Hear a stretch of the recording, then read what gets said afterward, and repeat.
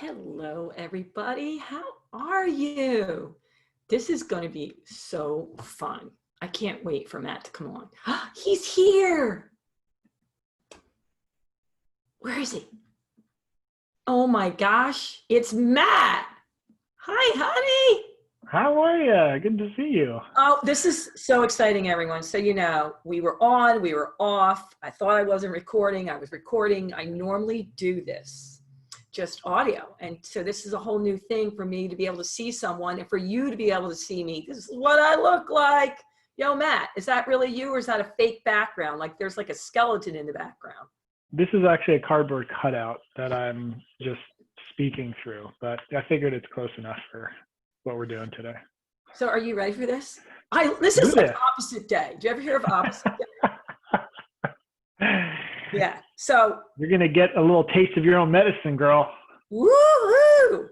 By the way, for the first time in X amount of years, somebody said to me the other day, when I asked them a question that I thought it was really pertained to the subject, well, you really caught me off guard here. You put me on the spot. And I was like, I didn't know what to do because no one's ever said that to me. And it was like relevant to the subject. The good news is I got her back on track. The bad news is she didn't answer the question. She dodged it, huh? So, it could be, I may not answer the question. But anyhow, this is so exciting. My 100th episode. Woo, woo! Of Let's Keep. Can you believe it? Matt is going to, I've told you there's a big surprise. So Matt is going to interview me. This is going to be unedited. So whatever you say or do, it's going to be the first time Megan's not going to edit it. None. The dog barks. Wow. Did you see my new kitties? I got 2 new kitties. I did. They're like 4 weeks old. It's crazy. So much fun. Talk about bringing joy. But I'm going to tell you about Matt, and then we're going to do the switcheroo, and Matt is going to interview me. Okay. Matthew Labasco is a licensed conscious transformation trainer, energy practitioner, and movement therapist. You think I would know this by heart? I have him on some. He works with individuals all over the world through his private practice, classes, and workshops. Matthew has studied with some of the most revolutionary and progressive health professionals in the fields of psychology, meditation, physical rehabilitation, and nutritional science. You're going to see how much I use my hands, by the way. His multidisciplinary approach has empowered individuals from all over the world to access a life of health and vitality they didn't realize was possible, which I'm all about. You don't know your true power. Matt, take it away. Oh boy. I'm excited. All I have to do is answer. And drink my tea. Hey, by the way, you notice I look a little different today than our Zoom calls. Like I have my makeup on, Me too, man. I did the whole makeup thing and Did you I'm ready. Put bronzer on? Absolutely. All the things. Okay. I'm ready. By the way, they had no idea this was coming. We said we had a surprise. So now they're going to get to find out about me. Awesome. Well, you know me well. I mean, my family I knows do. Yeah. He knows my deep, dark secrets. Should we start with those? Yeah. Let's ease them into it. All right. I'm really a porn star. Woo! I was going to save that till the end, but okay, we can start there. Right. No. I wish. All right, go ahead. Yeah, I mean, I think the honestly, what I think would be fun to start with and start to, dive into a little bit here. And I know you talked about it a little bit in your book, but just kind of like your journey and where it started and what brought you to do the things that you're doing and what shaped kind of the beliefs you have and what motivates you and drives you and all the things that you believe today that have you doing the things that you do. Like, what was it about your life experiences growing up and, the experiences you've had that have made you so passionate and drive you to the things that you're up to today? That's like a 5-hour podcast, dude. I got to go get some wine. Light it up.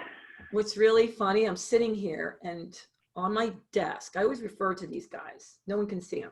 Oh my God, my wife has the same one. Really? With a puppy though. With a puppy. But there's 5 of them. There's exactly 5.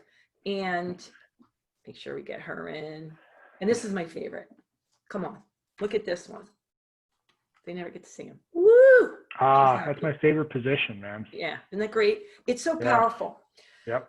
But they were given to me. So I've always said since a little kid, I don't even know if I mentioned it in the book, that I thought that I had 5 angels watching out for me. Since I was a little kid, I would say, don't worry about me. The family, they got a lot of issues, but I got 5 angels working out for me. And I think it is a little coincidental that I only got 5 of these from different people. Like they came from different people and that's it. And I've had them sitting there for years. So my life, as complicated as it was, which for the first time I revealed in my book, not even my close friends knew. They just thought I grew up in a happy, pippy, skippy, well-balanced home. So they were shocked when I put a little bit in the book that growing up in the humble beginnings, in poverty, in projects, most of the time, which we were happy for, mom spending her life in a mental institution, and not great ones at that, because they were poor. It's going to sound crazy. I think it was the perfect life for me. I feel as if I was brought into that world to reach beyond what was right in front of me, that there was something bigger out there we were part of. And honestly, if that wasn't true, I was screwed. I was going to swear, but I know a lot of people are going to pass this on to their kids. So I'm going to try not to say the F word. I'm glad you said that, by the way. Okay. Oh yeah, because we say the F word all the time, but people are going to be passing off to their kids. So I feel as if because there was so much trauma in the home, my nature, when they say sink or swim, I had no choice to think something had to be out there. There had to be a bigger, anyhow, that's what I thought as a kid. And so the things that comforted me was knowing I was a part of something bigger. There was a master plan. Making it up or really having 5 angels, and now I believe they're there. Thank you. And finding a lot of peace in movement. So what I did as a child has carried me through my life, my dance. So whenever I would get stressed and nervous, I start doing the happy dance, move and blast music. It kept me happy and drowning all the screaming and yelling at. The spiritual, huge. And the third part was words. So you know how much I love words, joy, peace, love. And so I focus in on a word. I didn't know it at the time, but I would just think of one word, like fun, excitement. And I would paste them everywhere on stickums. And that was what I would just focus on. I didn't meditate, but it was like a word, and this is talking about as a kid. And then the other part is I have books and books. I would scribble scrabble. I would not write. I'm not a great writer, but I would journal and write my feelings and thoughts. Those are the things I did always. And if you look at how my life progressed, which I didn't know till I started looking back, I'm like, wait a minute, I've been doing this my whole life. Do you know what I mean? Like choosing health and wellness, dancing, bringing in my spirit world, believing in something bigger than us. All that is nothing different than I did as a child. And making a living out of speaking and teaching, or even in my classes, they were never straightforward. I always had to entertain and tell jokes. That's how I got through life. Do you know what I mean? Like telling jokes, entertaining people. When I was young, I'm not sure if I'm proud of this or not, I would get up on this little hassock and start dancing if we were at a family get together. And I would say, which one of you chumps are giving me money for my dance class? Nice. So that so the entrepreneurial piece was there. There you go. Yeah. So my answer, like I would, since little, I would want them to pay for my dance classes. Like, okay. And I would start dancing until someone gave me money. So it carried me far. Even I remember vaguely, because you and I talk about this, I block out a lot that I'm just starting to remember because it was so painful. But when you and I started working together, bits and pieces would come out because I was ready to handle it. I remember taking my tap shoes into the mental institution and putting them on in the middle of the lobby to entertain people that were sitting around. And I remember going around and stealing their drugs and going, you don't need this. They probably did. Hilarious. I would take it and go, ta-da! Now you just need to watch me tap me out. They would always kick me out. Like, you see, shocking. Yeah. You can't be doing that. So that, in a nutshell, I am so obstinate that I think if I was growing up in a really happy, well-balanced, I'd be hooking or doing, dealing drugs. Nothing wrong with that, but that's what I would have been doing. It's a life. So I don't know if that answers the question, but. Well, it sounds like these belief structures, principles, or anchors that you created in that environment have been tested, tried and true, because it got you through that reality, right? Yeah. I mean, you found some pillars to kind of hold on to see you through, we'll call it a non-optimal environment. I like non-optimal. That's a nice one way to put it. Yeah. But it's also forged, steel is forged through fire, right? So, that fire that you were in, you leverage the fire to forge a certain capacity, ability, and certain principles and anchors that have really championed you and supported you to create who you are today and the impact and influence you're having in the world. It's really cool to see that a lot of times the things that really give us the ability to do the things that we're doing sometimes are through some of the most intense fire. So that was really cool to hear, Sandy. Well, which we can get into. I'm not saying I'm selfish, but my strength, or it might be self-care, I want to be joyful. I want to have joy in my life. So all of that was self-preservation. Do you know what I mean? I wanted to find joy in any way I could. I wanted to feel happiness and not miserable. I didn't want to feel, which could bite me in the butt, well, it did, pain. So I did anything. What was that character, that movie? And you said I was joy. Inside Out. Yeah, Inside Out. Where she put a circle around sadness and she's like, you stay here. Yes, that's me.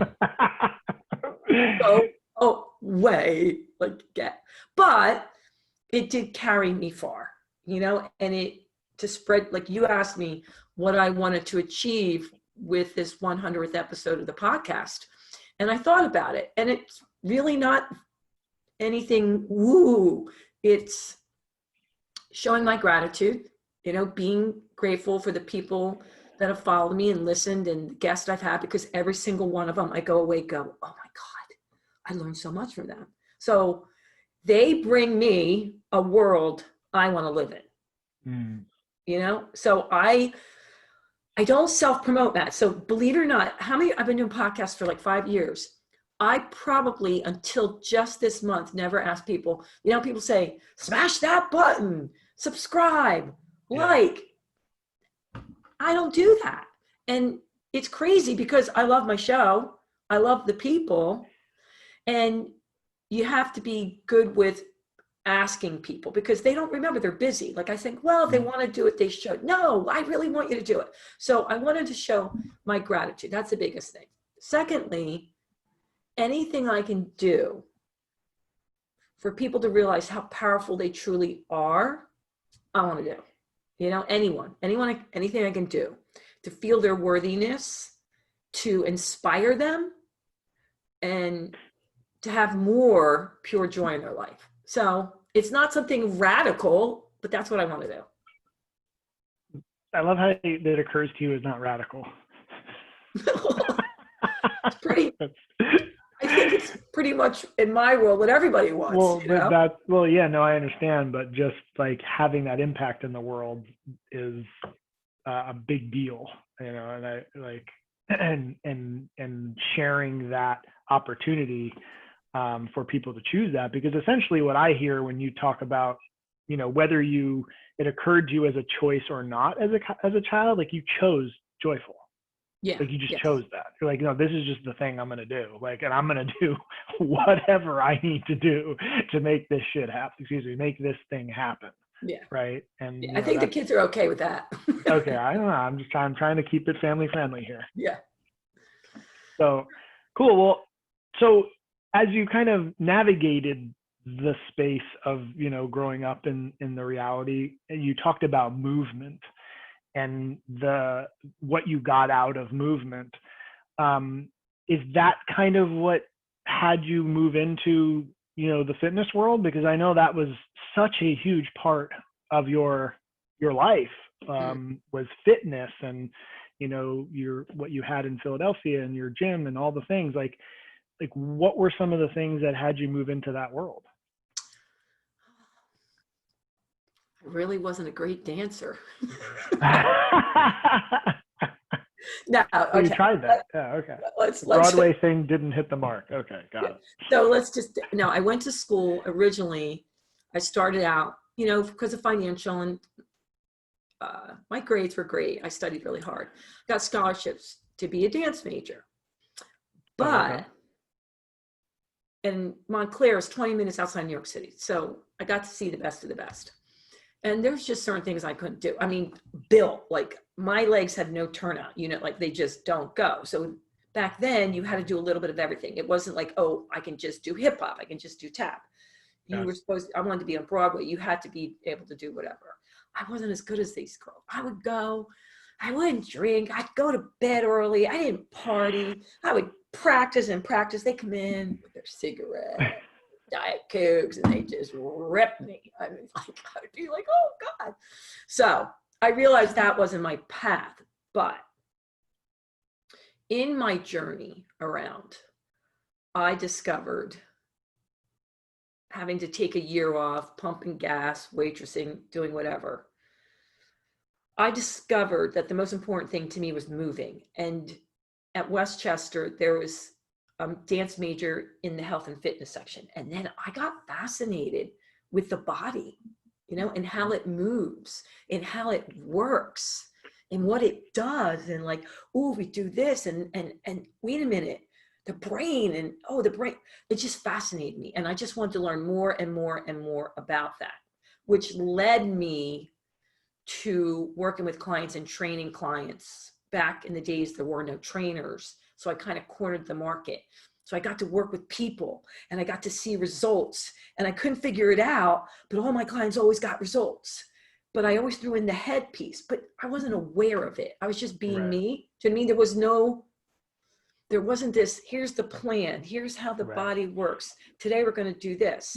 I just naturally was getting inside their heads to motivate them and find the things that would work, and did. From that, because they were so grateful, some of the high power people, you know, helped me open my health clubs. Isn't that crazy? Like, I didn't want to be an entrepreneur. I wanted to be a dance teacher. Like, once I knew I wasn't good enough for Broadway, I'm like, all right, well, I'll be a dance teacher, which I love. And I did. I taught kids for many years, and I did teach dance classes. Even though I was an entrepreneur, I still taught classes and taught dance. But when people say, you know, how do you get started? Like, I didn't think I want to be an entrepreneur and own a health club. It's every opportunity that came along. If I wanted it, I went in full. I mean, I went in so hard. If I wanted, like, someone said, you should open a health club. I was like, okay. You want to be on TV? Okay. Do you know what I mean? None of these things were my idea, Matt. Like, I can't, when you plan goals, none of them were my idea. Someone came to me and then I did it, which always confuses me, by the way.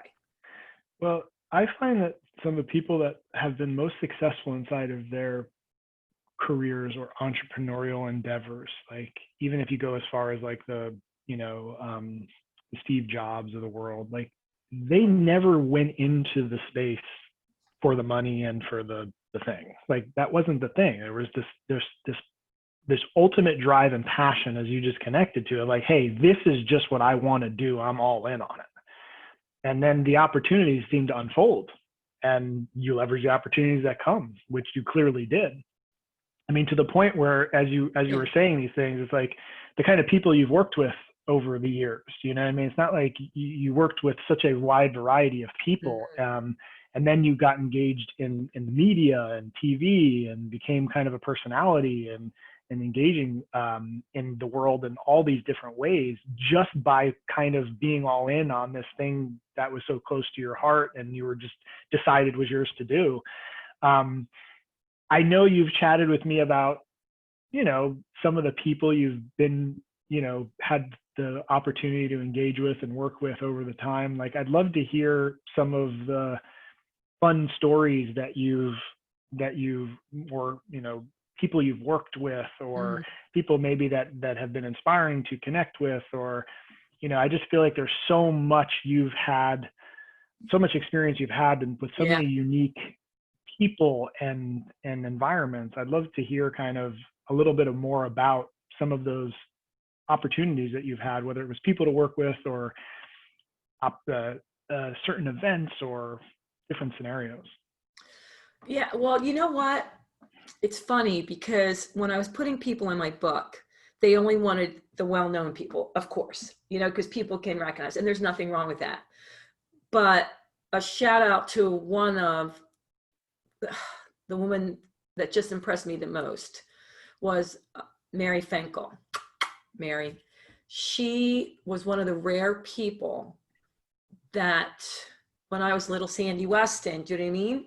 Saw something in me and came from a very wealthy family and was in the higher society and would make it a point to always introduce me as not just her trainer, her friend, even when other people didn't treat me like that. Do you know what I mean? Because when I first started out, and making sure she invited me to all the big parties where not everyone was like that.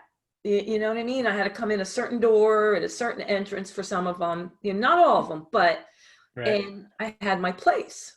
So shout out to her because I wasn't able to put her in the book, and I get it. But one of the biggest influences is Pat Croce. I don't know if you know who Pat Croce is. Oh, sure. Yeah. He used to own the 76ers, yeah. And he started out with physical therapy clinics. That was his big thing. He started originally in physical therapy, and then years later sold them. And he's just an amazing man. He was a mentor who at the time was working with the Philadelphia Flyers. You know, he was their trainer and conditioning coach. And he introduced me to a lot of the bigwigs, like Ed Snyder, who owned the Flyers, and brought me in to work with different clients like Harvey Lamb, who was the CEO of Subaru, and Brian Roberts, CEO of Comcast. Like, there's big names, and they took me under their wing.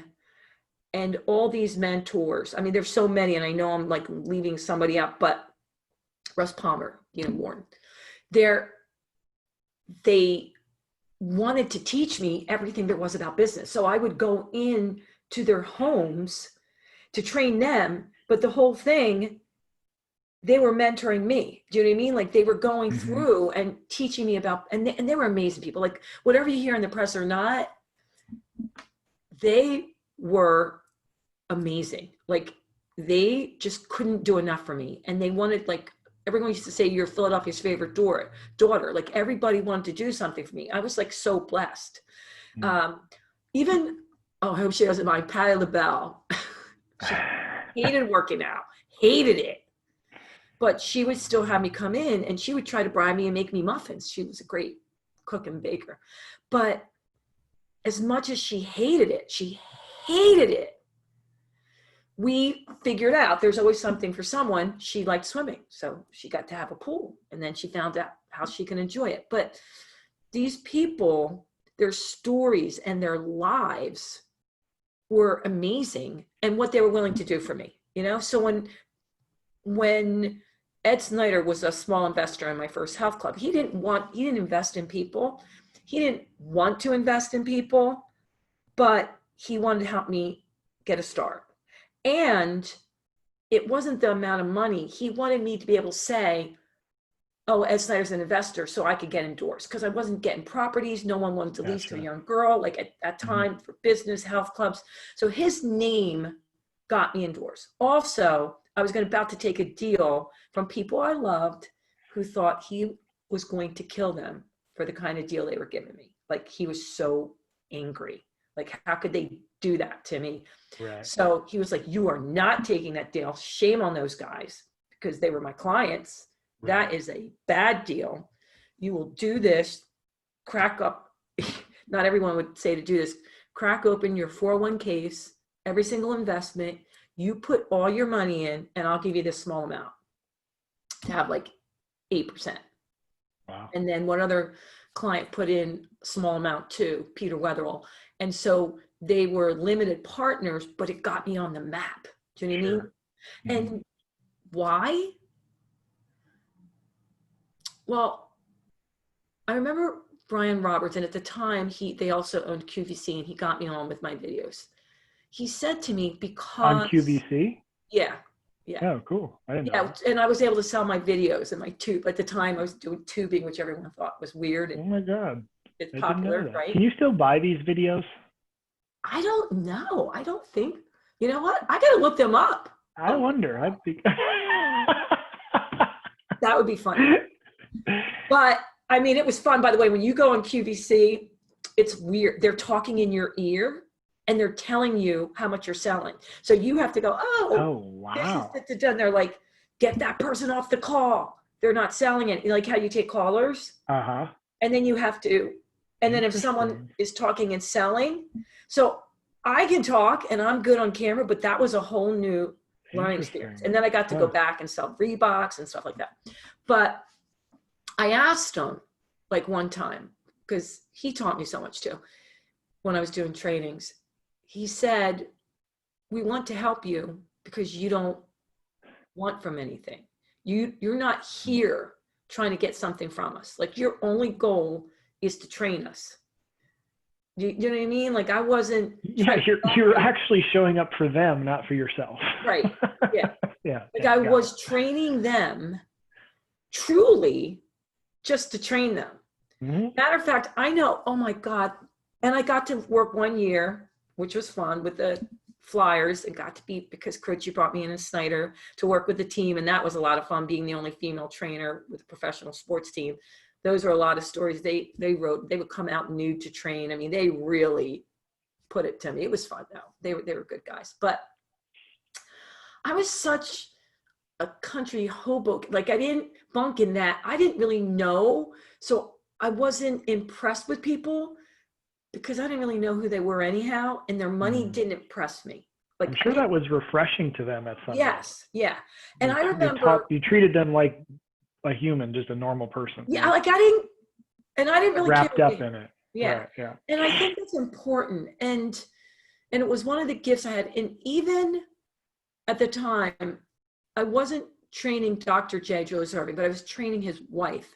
And I walked up, and you would think I know these 7 foot, the whole team was out there, and I didn't even recognize them. And I was like, yo guys, yo dudes, can you help me bring in my kettlebells? So they were getting ready to go fishing, the team. And they're like, sure. So they brought in my kettlebells for me, put them down. And Turco's like, oh, so you got to meet my husband. Like, who's your husband? That's awesome. And I didn't even know. And she's like, didn't you realize, that these guys, and, and he was training with Croce at the time, but I one time got to stretch him, which holding up his leg was so fun. And then the only other funny story, I remember him sitting there when I would come in with the cereal bowl was so huge. And Turquoise had called me from their plane and wanted to switch her training time. This is the story. And so I called a few of my clients and they didn't want to switch. So I said, I'm really sorry. I can't switch. We'll have to do it another day, blah, blah, blah, blah, blah. Well, he was on the plane. He heard that. So when I walked in, he's like, what are you doing, Weston? I go, what? He goes, Turquoise Irving? You're not switching her time? I go, well, I did ask around. And by the way, clients thought I would do that favoritism, but I didn't. Clearly And not. even a client that got on my nerves, I was just like, she said no. So, Yeah. I couldn't do it because those rose-colored glasses you're looking through, it's not the way the world works, young lady. You're going to find that out. And I was just like, my heart was pounding. And then he looks up, he goes, but I love it. Love it.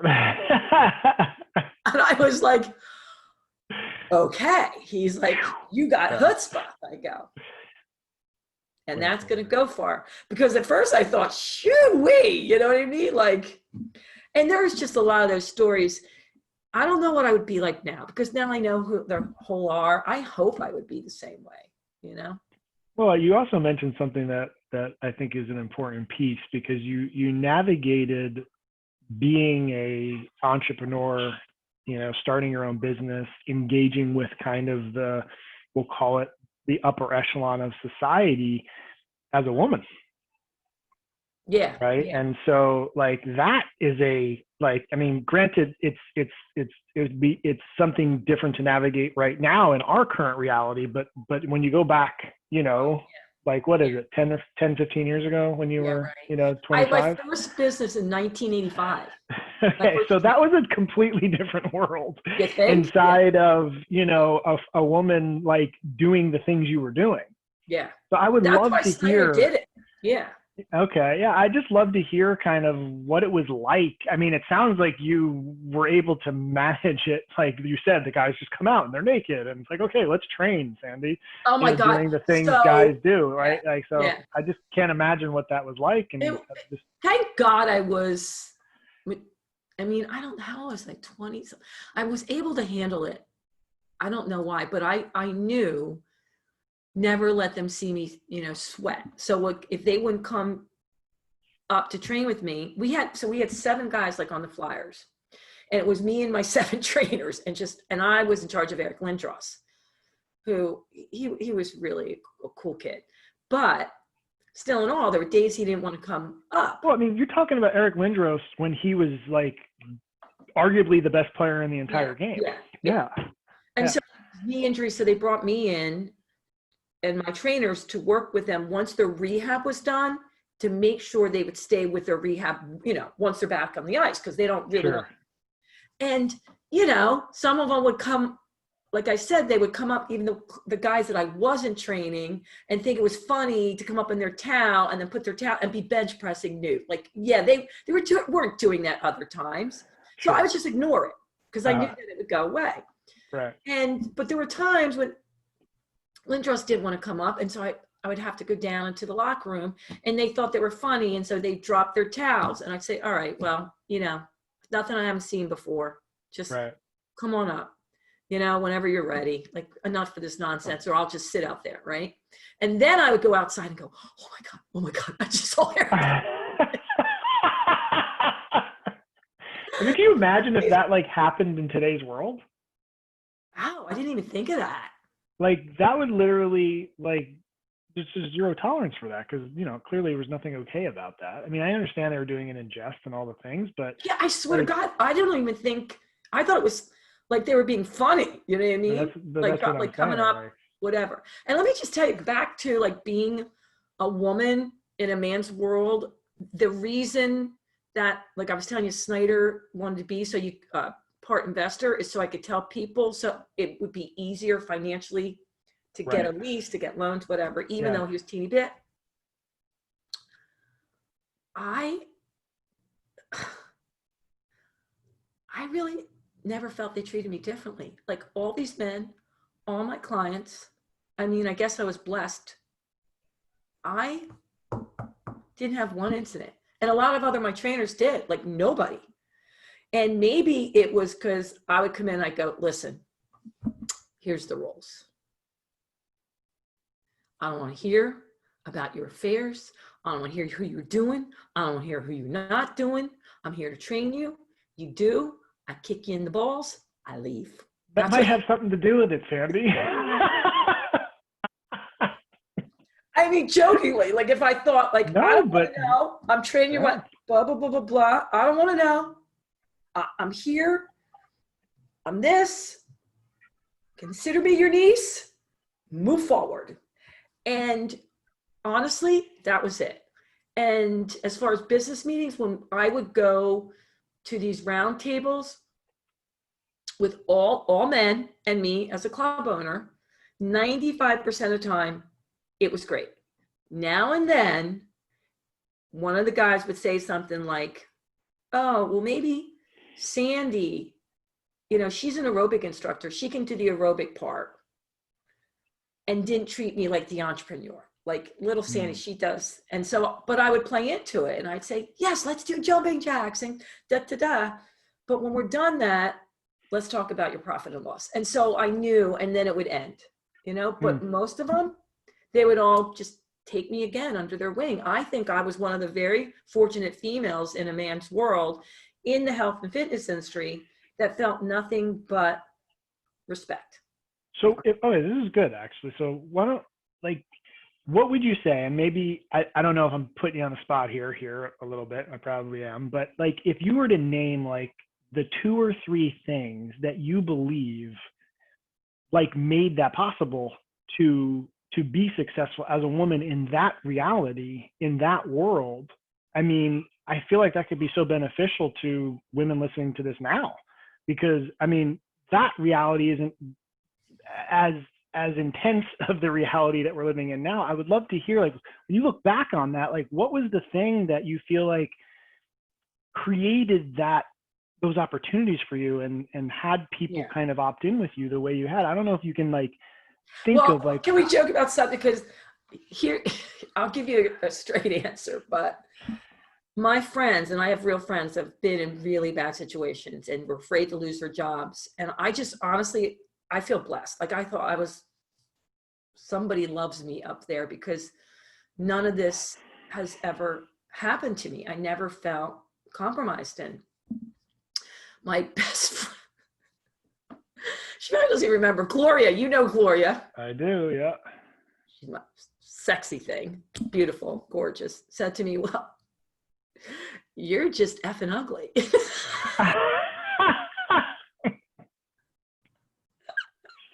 Thank you, Gloria. What are friends for? No, yeah. Like, she was teasing me. Well, of course, yeah.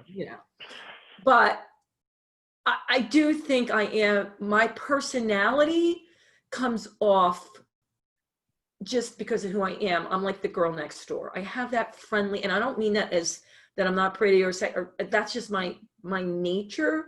Seems like the daughter you want to help, the girl next door. I just feel like I exude that. So there is that part of me. Like, if I tried to flirt with someone, they would think I had a sty in my eye. That's just not me. I'm friendly, and that's how I met so many people. The other thing is, I didn't care so much what people said about me. Like, I didn't care. That's huge, though. I mean, that's a big thing. Yeah, if they called me a bitch. There it is. That's what I was waiting for. Yes. I didn't care. Like, okie dokie. Yeah. I wasn't, but if that's what you're going to come at me with, I didn't care. Matter of fact, there was my hugest campaign, the biggest article for me that made the most money in my business from my marketing company. And they said, are you okay with this? And I said, yes. They said, working out is a bitch. And Sandy Weston is her name. And and then when I brought kettlebells in years and years ago, whatever, I remember somebody writing about me that I must have iron in my head, because when somebody said, why did you bring, I don't want to say her name, but she doesn't care, this beautiful blonde yoga instructor in, like, did you bring her in because she has great qualifications or because of the way she looks? And because I wanted more men in my yoga class back then, no one was coming in. And I said, both, but mostly look at her. Yeah. And so she was beautiful. And so we joke about it. I almost said I call her H. She was like, I'm the Sandy's blonde bombshell, like trying to get men to really see what yoga was all about. Well, they thought I set women back 100 years by saying that. I didn't mean it that way. I Right. was trying to market yoga. The men would not come in. And my friend said to me, you're putting men in there to teach men yoga. They want to look at my butt. And so she came to me and said, get my butt in there. That class is full. And then you'll introduce them to yoga. But I took a lot of hits because I was honest with why I did it. You know what I mean? And Yeah.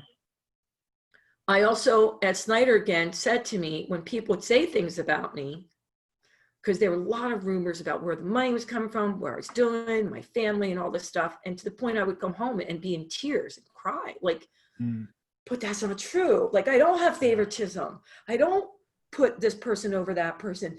And I charge everybody the same membership price. He's like, Sandy, you go in, and when they say all those stuff about you, you just look at them and you say, it's all true. And then some, and then it'll stop. And I did that. I would say stuff like that and not let it hit me.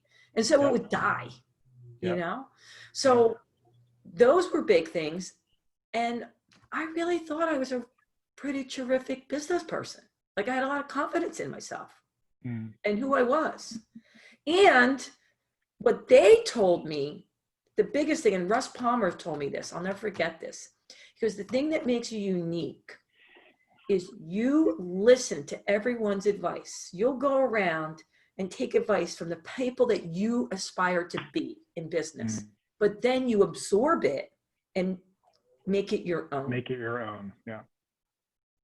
And I think that carried me far, you know? Yeah. It sounds to me, and again, I don't want to put words in your mouth, but one of the things you were able to do, and it even sounds like this yoga person that you were referring to, the thing that you were able to do, and her as well, is to not take things personally. Oh, I didn't. Like, yeah, I mean, that will take you far in life. Like, if like these people, the guys would show up and they do the thing and they do that, and then you're just like, okay, whatever. Like, you didn't take it personally. You didn't perceive that they were attacking you or disrespecting you, or that story wasn't playing in your head. You know what I'm saying? And I feel like as you just explained that to me, I'm like, God, what was the thing that allowed you to navigate that? You didn't take it personally. Yeah, I didn't. But you were also clear with boundaries. You're like, listen, here's what I'm here to do, and that's it. And you do have a way of, doing, like, laying down the law with a smile. Oh yeah, no one got offended. They would. Yeah, that's what I'm saying. That's what I'm saying. What is wrong with you? And to this day, by the way, I tell you, people, when they have tough news they want to deliver to a friend, like, you need to tell, they call me, they're like, no, they won't be mad at you. But I don't know why. Oh, I do know why. Because not always, but when I can prepare, I ask myself, am I coming from love or fear? And if it's coming from love, I think the message comes out differently. Do you know what I mean? Like, not always do I do that, but when I do. Well, again, but that goes right into what we just talked about like when you're navigating the world you were in, the male dominated world, and the boys in the locker room. I mean, good God, could you have more testosterone flying around in one place? Like, you didn't look at it as a threat. You didn't go in there with like, oh my God, I hope X, Y, and Z doesn't happen. Yeah.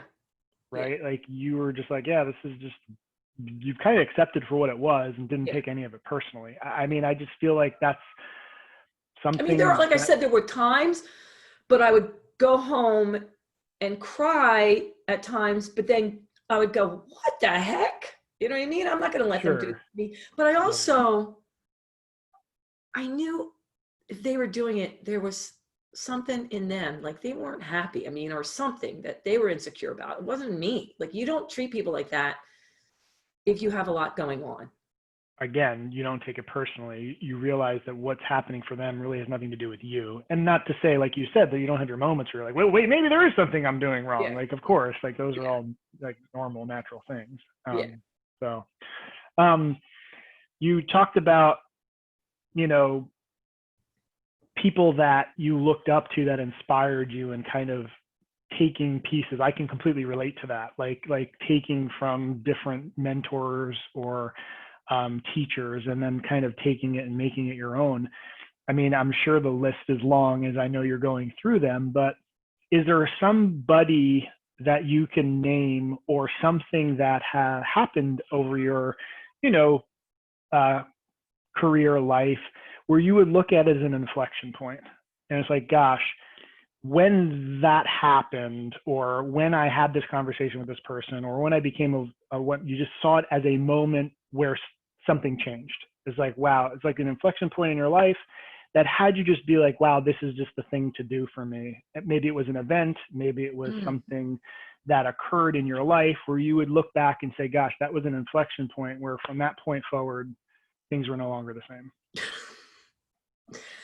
But what's funny is there are so many times where I felt people impact in my life, because every day I think, my husband always laughs at me because I'm like, it's a miracle. He's like, that's not a miracle. It's a miracle. Like, so every day I do that. But I do remember this. Croce listens to this, he's going to kill me. But we were at a playoff game, Flyers. And I have to tell it. I was upstairs, where, they have the suites and all the who's who are watching the game with the owner boxes, And I was out talking to Brian Roberts, and we're talking about the game. And so you come out of the suite, right? And you're up high, because you're not down low. You're not up really high, but down, below is the ice, whatever. Croce came up while I was talking to Brian, lifted me up, and took me by one leg and dangled me over the railing. Get the hell out of here. Are you kidding? One leg, one ankle. Holy cow. Right. And it was dangling me over the railing. I mean, like, there's kids. Get me the F up. Are you? And I'm dangling. Holy.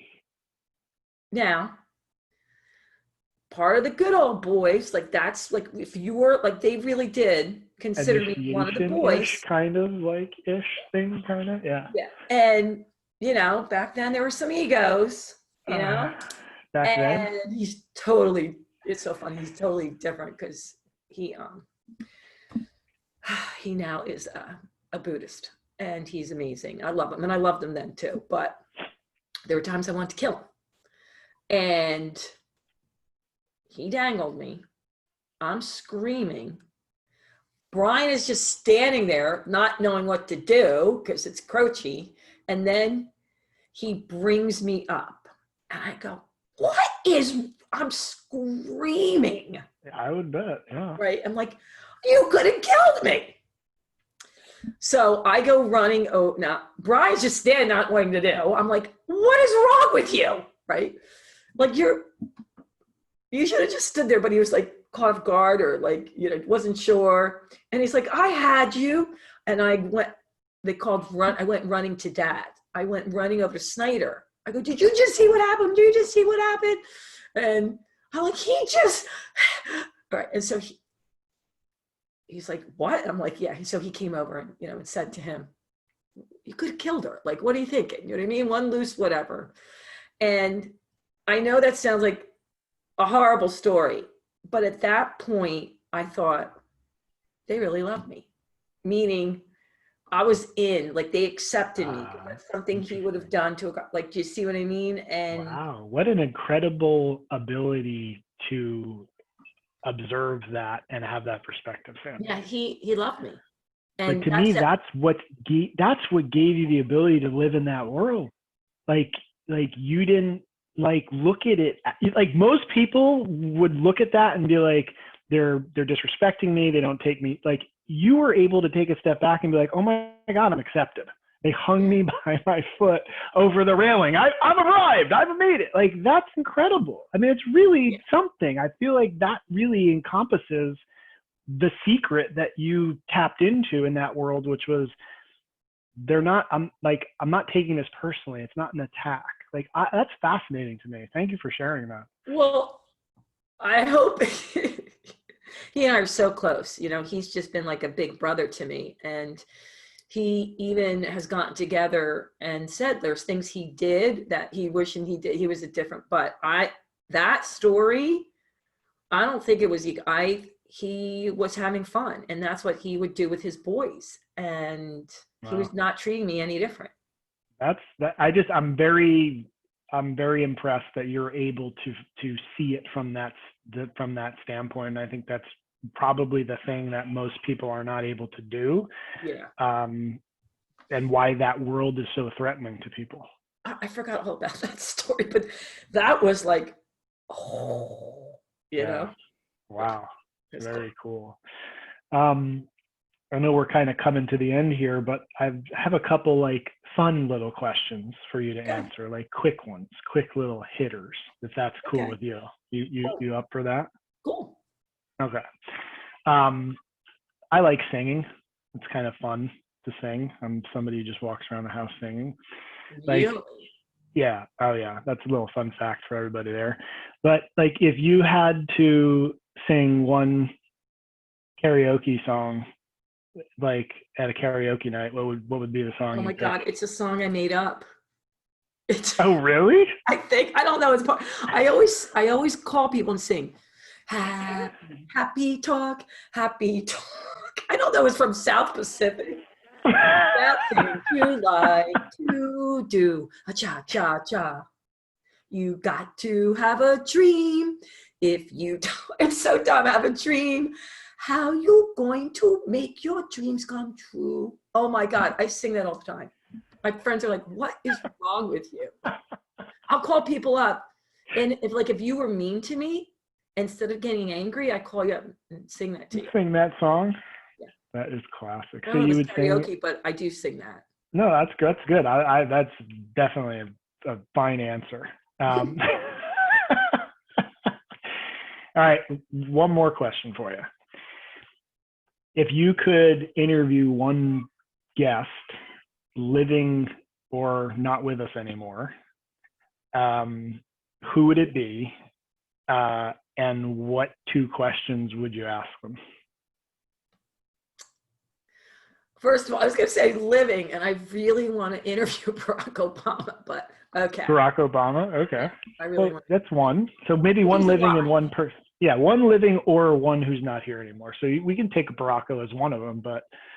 Well, I think I would want to interview Ed Snyder, one of my mentors, because I never got to interview. Is he no longer with us? Yeah, he's no longer. He died a few years ago. Okay, got it.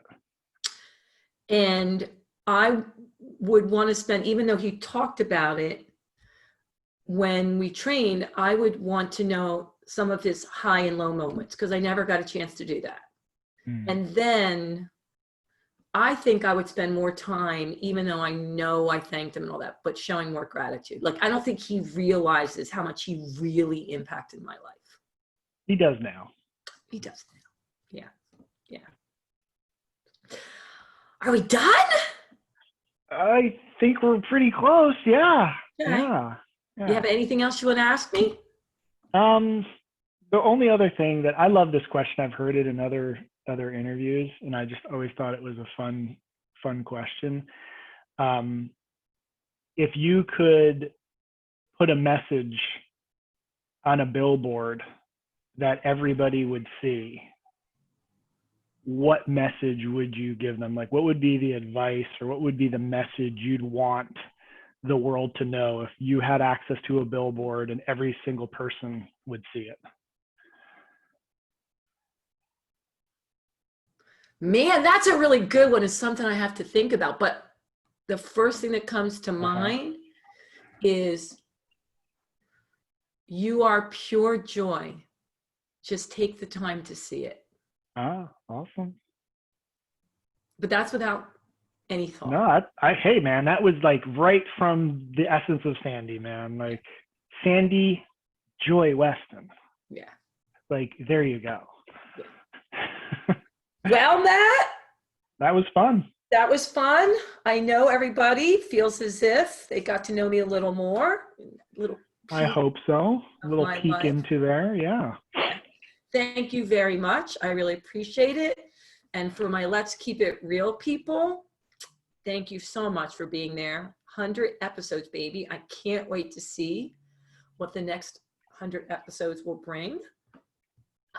I'm excited. I really am. I'm so excited. I don't know what it is. I'm putting it out there. You got any ideas, send them. And don't forget, subscribe to the podcast and send questions to me or Matt. And I think you're supposed to like us. Did I say all the right things? It's a must, yeah. Yeah. And until next time, toodles.